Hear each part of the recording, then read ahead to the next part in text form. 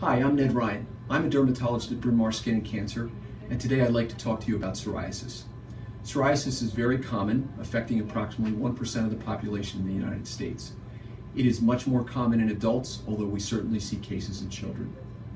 It presents with scaly patches and plaques over the body. The most common areas would be the elbows, the knees, and the scalp, although it certainly can affect anywhere. It can be widespread or can be just a few patches. It's also important to take a look at the nails, as nails can be dystrophic, ridged, or splitting when patients have psoriasis. The cause of psoriasis is unknown. There is often a hereditary component, so we always ask about family history. It can also develop in association with underlying strep infections or with certain medications, so a careful medical history is important. It is important to treat this disease because it can be associated with the underlying metabolic syndrome where people have elevated lipids, coronary artery disease, and blood sugar issues.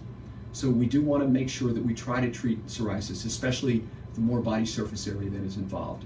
Treatment consists of 3 different pathways. There are topical medicines, light therapy, and systemic drugs. Topical medicines consist of steroids, tar compounds, modified vitamin D and modified vitamin A in different combinations. These drugs are effective when there is 5% body surface area or less. The more extensive psoriasis, the more likely one of the other therapies will be necessary. Light therapy is effective but requires multiple treatments. However, it produces remission in many cases, which lasts longer than when you treat it with topical medicines. And finally, systemic medications.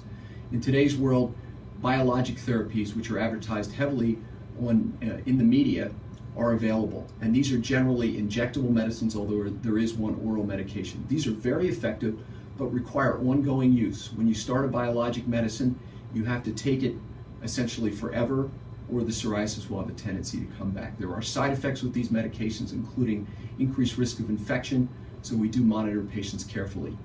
At the end of the day, if you have scaly patches that seem to present as psoriasis, you ought to see your dermatologist so that an assessment can be made and proper therapy can be decided upon. Thank you.